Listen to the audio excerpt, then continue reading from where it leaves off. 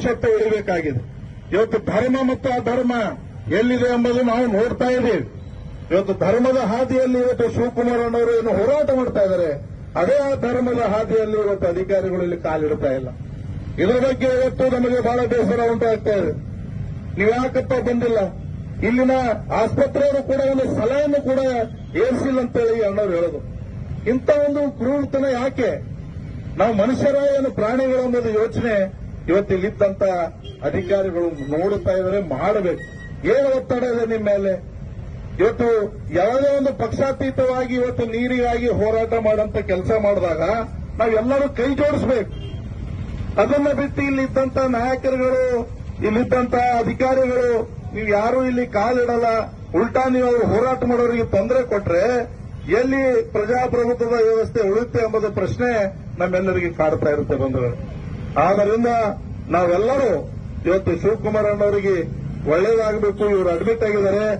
ನಾಳೆ ನಾನು ಇಲ್ಲೇ ಮಾಧ್ಯಮದ ಎದುರುಗಡೆ ಹೇಳ್ಕೊಳ್ತಾ ಇದ್ದೀನಿ, ಏನಾದರೂ ಹೆಚ್ಚು ಕಡಿಮೆ ಆದರೆ ಸಂಪೂರ್ಣ ಇವತ್ತು ಜಿಲ್ಲೆಯಾದಂತ ದೊಡ್ಡ ಮಟ್ಟದ ಹೋರಾಟ ನಾವೆಲ್ಲ ರೈತರು ಒಗ್ಗಟ್ಟಾಗಿ ಮಾಡಬೇಕಾಗುತ್ತೆ ಅಂತ ಎಚ್ಚರಿಕೆ ಇವತ್ತು ನಾವು ಸರ್ಕಾರಕ್ಕೆ ಕೊಡಬೇಕಾಗ್ತಾ ಇದೆ. ಯಾವುದೇ ಸರ್ಕಾರ ಆಗಿರಲಿ, ಮೊದಲು ತಾವು ಬಂದು ನಮ್ಮ ಶಿವಕುಮಾರ್ ಅಣ್ಣವರಿಗೆ ಏನಾಗಿದೆ ಅವರಿಗೆ ತಾವು ವಿಚಾರಿಸಿ ಅವರಿಗೆ ಈ ಒಂದು ಹೋರಾಟದಿಂದ ಕೈ ಬಿಡಬೇಕು. ಮುಂದಿನ ದಿನಮಾನದಲ್ಲಿ ನಾವು ಅತಿ ಶೀಘ್ರದಲ್ಲಿ ನಮ್ಮ ಭೀಮಾ ಡ್ಯಾಮಿಗೆ ನೀರನ್ನ ನಾವು ಕೊಟ್ಟೇ ಕೊಡ್ತೀವಿ ಅಂತ ಮಾತನ್ನ ಕೊಡುವಂತ ಪ್ರಾಮಾಣಿಕ ಪ್ರಯತ್ನ ಈ ಸರ್ಕಾರ, ಯಾವುದೇ ಸರ್ಕಾರ ಆಗಿರಲಿ, ಮಾಡಬೇಕೆಂಬ ಮಾತನ್ನ ನಾನು ತಮ್ಮ ಎಲ್ಲರ ಮೂಲಕ ನನ್ನ ಮಾತುಗಳನ್ನು ಹೇಳಿ ಇವತ್ತು ಬಹಳ ದುಃಖ ಆಗ್ತಾ ಇದೆ. ನಾವು ಅವ್ರಿಗೆ ನೋಡಕ್ಕೆ ನಿನ್ನೆ ಮೊನ್ನೆನೆ ಬರೋದಕ್ಕೆ ನಾವು ಬೆಂಗಳೂರು ಮೀಟಿಂಗ್ ಇದಕ್ಕೆ ಬರೋಕ್ಕಾಗಿಲ್ಲ. ಇವತ್ತವರು ಪಾಪ ಎಷ್ಟು ಕಷ್ಟ ಪಡ್ತಾ ಇದ್ದಾರೆ ಅಂದ್ರೆ ಇವತ್ತು ಅವರೆಲ್ಲ ಬಾಡಿ ಪಾರ್ಟ್ಸ್ ಗಳನ್ನ ಟೆಸ್ಟ್ ಮಾಡ್ತಾ ಇದ್ದಾರೆ. ಇವತ್ತು ಬಿಪಿ ಲೋ ಆಗಿದೆ, ಶುಗರ್ ಡೌನ್ ಆಗಿದೆ.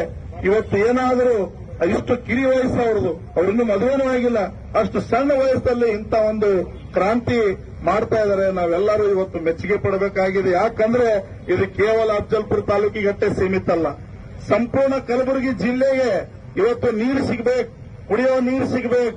ಇವತ್ತೆಲ್ಲ ನಮ್ಮ ಕುಟುಂಬದವರು ಬಾಳಬೇಕು, ಬದುಕಬೇಕು. ರೈತರು ಕೂಡ ಇವತ್ತು ಒಳ್ಳೆ ರೀತಿಯಿಂದ ಬೆಳೆಗಳನ್ನು ಬೆಳಿಬೇಕೆಂಬ ನಿಟ್ಟಿನಲ್ಲಿ ಇಂಥ ಒಂದು ಪ್ರಾಮಾಣಿಕ ಪ್ರಯತ್ನ ಮಾಡಿದಂತ ಶಿವಕುಮಾರ್ ನಾಟಿಕರ್ ಅವರಿಗೆ ನಿಜವಾಗಲೂ ಆ ಭಗವಂತ ಅವರ ಆರೋಗ್ಯಕ್ಕೆ ಒಳ್ಳೆಯದನ್ನ ಮಾಡ್ತಾನೆ. ಯಾಕಂದ್ರೆ ನಿಮ್ಮೆಲ್ಲರ ರೈತರ ಒಂದು ಶಕ್ತಿ ಅವರಲ್ಲಿ ಇರುತ್ತೆ, ನೀವೆಲ್ಲರ ಒಂದು ಆಶೀರ್ವಾದ ಅವನ ಮೇಲೆ ಇರುತ್ತೆ.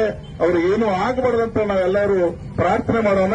ಮತ್ತೆ ಜಿಲ್ಲಾಧಿಕಾರಿಗಳು ಇನ್ನಾದರೂ ಕೂಡ ಬಂದು ಅವರನ್ನ ವೀಕ್ಷಿಸಿ ಹೋದ್ರೆ ಖಂಡಿತವಾಗಿ ಇದೇನು ರಸ್ತೆ ಕಾಣುತ್ತಾ ಇದೆ, ಇಲ್ಲಿ ಯಾವುದು ಕೂಡ ಇವತ್ತು ವಾಹನಗಳು ಓಡಾಡದಂಗ ಇಲ್ಲಿದ್ದಂತ ಜನ ನಾವು ಸೇರಿ ಮಾಡಬೇಕಾಗುತ್ತೆ ಎಂಬ ಮಾತನ್ನ ನಾನು ಹೇಳಲು ಇಷ್ಟಪಡ್ತಾ ಇದ್ದೀನಿ. ಯಾರೇ ಬರ್ಲಿಕ್ಕೆ ಜೈಲಿಗೆ ಹಾಕಗುತ್ತೆ, ನಮ್ಮ ಮೊದಲು ಜೈಲಿಗೆ ಹಾಕಲೆ. ಅದಕ್ಕೆ ಯಾಕೆ ಮಾತಾಡ್ತಾ ಇದ್ದೀನಿ ಅಂದ್ರೆ ನೀವು ಮನುಷ್ಯತ್ವ ಇದ್ರೆ ಬರಬೇಕು. ನೀವು ಬರೋದೇ ಇಲ್ಲ ಅಂತಂದ್ಮೇಲೆ ಯಾರು ಹೋರಾಟ ಮಾಡ್ತಾರೆ? ಹೋರಾಟ ಅದಕ್ಕಿದೆ, ಕಾನೂನವಾಗಿ ಹೋರಾಟ ಮಾಡೋದು ನಮ್ಮ ಹಕ್ಕಿದೆ. ವೀಕ್ಷಕರೇ, ಈ ವಿಡಿಯೋ ನಿಮಗೆ ಇಷ್ಟ ಆಗಿದ್ರೆ ಈ ಕೂಡಲೇ ಸಬ್ಸ್ಕ್ರೈಬ್, ಕಮೆಂಟ್, ಲೈಕ್ ಮಾಡಿ ಹೊಸ ವಿಡಿಯೋಗಳನ್ನು ಮಾಡಲು ಬೆಂಬಲವನ್ನು ನೀಡಿ.